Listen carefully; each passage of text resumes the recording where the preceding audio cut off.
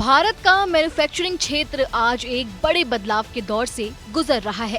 कारखानों से लेकर नवाचार प्रयोगशालाओं तक ये बदलाव सरकार की दूरदर्शी नीतियों और औद्योगिक महत्वाकांक्षाओं से प्रेरित है। इस परिवर्तन के केंद्र में है उत्पादन से जुड़ी प्रोत्साहन योजना, जिसे 2020 में शुरू किया गया था। इस योजना का उद्देश्य है भारत को वैश्विक मैन्युफैक्चरिंग अर्थव्यवस्था के रूप में स्थापित करना और देश की जीडीपी में मैन्युफैक्चरिंग का योगदान 25% तक ले जाना। क्या है पीएलआई योजना? पीएलआई योजना के अंतर्गत सरकार उन कंपनियों को आर्थिक प्रोत्साहन देती है जो भारत में उत्पादन बढ़ाती है। ये प्रोत्साहन उनकी बढ़ती बिक्री के आधार पर दिया जाता है, जिससे उत्पादन, निर्यात और निवेश में तेजी आती है।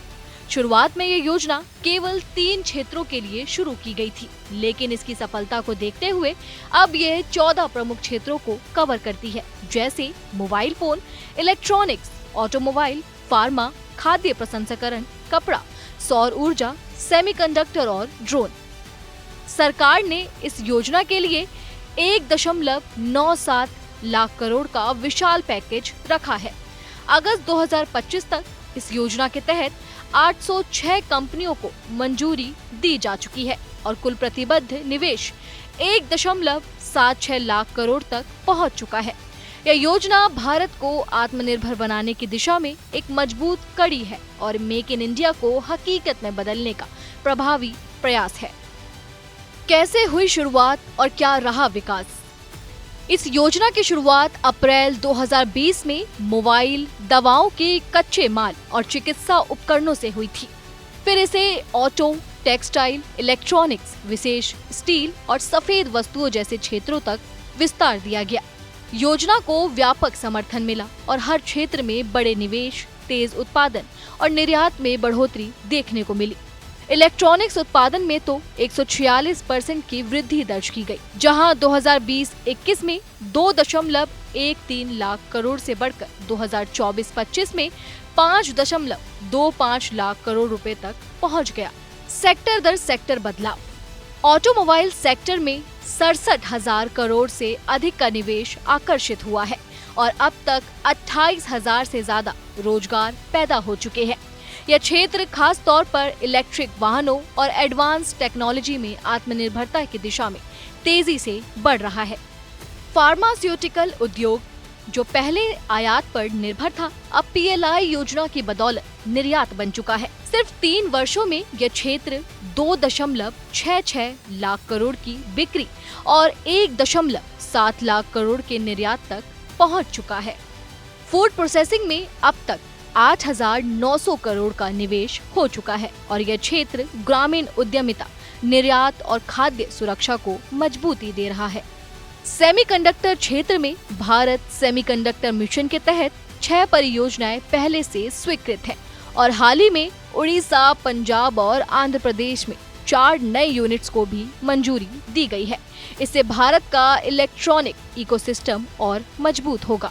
सौर ऊर्जा के क्षेत्र में उच्च दक्षता वाले सौर पीवी मॉड्यूल निर्माण के लिए 48,120 करोड़ की प्रतिबद्धता मिली है, जिससे देश की ऊर्जा आत्मनिर्भरता को बढ़ावा मिलेगा। कपड़ा क्षेत्र में एमएमएफ और तकनीकी वस्त्रों के निर्यात में उल्लेखनीय बढ़ोतरी हुई है। पीएलआई योजना के तहत 10,683 करोड़ के आउटले से कपड़ा क्षेत्र को वैश्विक प्रतिस्पर्धा के योग्य बनाया जा रहा है। श्वेत वस्तुएं, एसी और एलईडी के लिए पीएलआई योजना ने भारत को एक असेंबली हब से एक तकनीकी उत्पादन केंद्र में बदलने का मार्ग प्रशस्त किया है, जिसमें घरेलू मूल्यवर्धन को 80% तक बढ़ाने का लक्ष्य है। अब तक की उपलब्धियां और भविष्य की राह। नवंबर 2024 तक पीएलआई योजना ने देश भर में 1.61 लाख करोड़ का निवेश आकर्षित किया, जो 2025 तक बढ़कर 1.76 लाख करोड़ हो चुका है। इस योजना से अब तक कुल 16.5 लाख करोड़ से अधिक की बिक्री हुई है और 12 लाख से ज्यादा रोजगार के अवसर बने हैं।